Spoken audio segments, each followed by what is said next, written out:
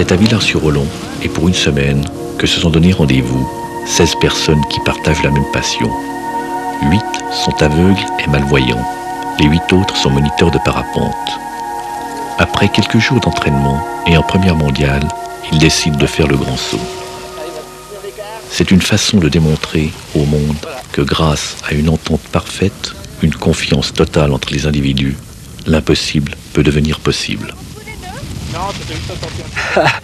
Le plus difficile en tant qu'aveugle, c'était au début de démêler toutes les ficelles. Là, je crois que c'est le plus compliqué, une fois qu'on a compris ce que c'est que le harnais, et puis avec toutes les ficelles qui viennent dessus, arriver à démêler tout ça pour pouvoir faire un départ sans nœud, sans rien du tout, pour pouvoir décoller correctement, quoi. Ça, c'est la base, et puis quand on ne voit pas, il faut vraiment tout tâter ces fils, voir si tout est OK, quoi. Depuis le dos de la sellette, tu recherches la bretelle. Non, pas directement les suspendre, parce que là, tu vas peut-être tout à l'envers. Tu reprends ta bretelle, voilà, tu descends à tes élévateurs. Tu vas essayer de comprendre le sens de ta sellette, puis après, tu pars sur le suspendre. Voilà. Ouais. Donc, je retiens quelque chose? Non, c'est bon. Avant de partir, on a quand même un petit point dans l'estomac, ça c'est clair, et puis ensuite, tout se passe tellement vite. Vous l'avez gonflé la voile, là? Voilà. Et avance, pas encore en avant, parce que la voile se gonfle, elle monte au-dessus de notre tête. on freine un peu. On prend de la vitesse, on est un petit peu freiné, on reprend de la vitesse, et puis d'un seul coup, c'est l'envol. Et puis là, alors c'est une sensation extraordinaire de sentir presque comme un oiseau, quoi. Et puis, beaucoup d'espoir dans la voile, que ça tienne le coup. C'est super. Ouais, relâche gentiment, ça suffit, c'est par étapes que tu dois tourner. Ouais, à gauche, étape, et tu relâches gentiment, C'est pas une confiance aveugle, justement, ça ne doit pas l'être, parce qu'il est quand même un pilote, mais il y a une confiance, un jeu qui se fait, et ça me frappe, je trouve ça extraordinaire. On peut dire que si dans le monde, une relation de confiance était établie comme ça entre les peuples, il n'y aurait plus de guerre, rien du tout, quoi. Ce serait le monde parfait.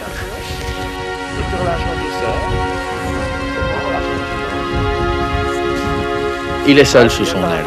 Donc s'il oublie de s'attacher, c'est pas le moniteur qui va tomber, c'est le non-voyant qui va tomber. Donc il doit quand même aussi veiller qu'il soit accroché, que sa radio soit allumée, qu'il peut demander d'où vient le vent, il peut demander plein de questions. Bon, là, c'est des débutants, hein.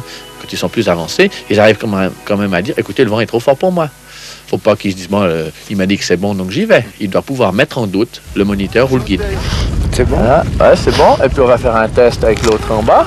Alors si nous entend, je me rappelle pas bien que c'est toi qui dois me dire, hein, quand je dois allumer les radios. Ah ouais, c'est juste ça. Parce que sinon, tu n'es pas des autres. Moi, j'aurais pu oublier, puis t'es en l'air sans radio. T'as l'air bien.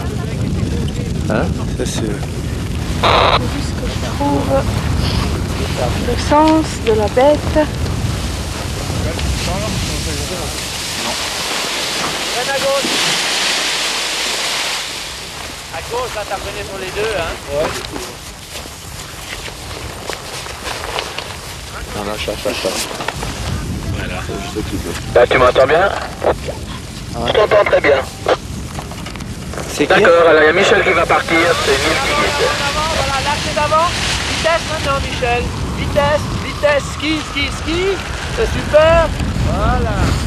Joli décollage. Je monte un petit peu avec le vent dynamique. Oui. Puis dès que je suis assez haut, dès qu'on part sur l'atterrissage, c'est toi qui prendras les commandes pour l'atterrissage. Parce qu'on va atterrir ici. Non, on atterrit plus bas. En bas. Ouais. D'accord, on y va. D'accord, ouais. Comme le vol tout à l'heure. Reste en avant. Comme tu veux. Serre les bras. En douceur. Comme tu veux. Lève la tête, là, tu vas venir vers moi. Ouais, voilà. En douceur. Freine pas trop. Vitesse, ski maintenant.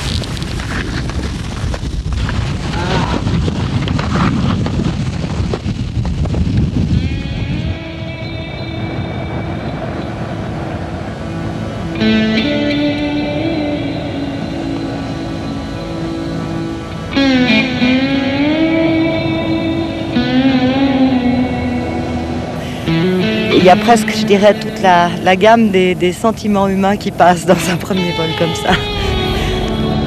Il y a un moment, je dirais, presque d'extase parce que c'est tellement extraordinaire d'être seul là en haut. Et puis, au bout d'un certain temps, on commence à se dire mais qu'est-ce qui se passe, où ils sont. Il y a un sentiment presque de solitude totale. On se dit mais je suis perdu. Et puis tout d'un coup, on sent qu'on arrive et puis il y a une chaleur qui se dégage. Et c'est le sentiment d'avoir réussi son truc, c'est vraiment génial, quoi. Pour soi, pour la confiance que les autres ont mis en nous, c'est beau humainement. Tu rapproches les freins? Ouais. Attends, qu'est-ce que ça dit, les freins? Ouais. Là.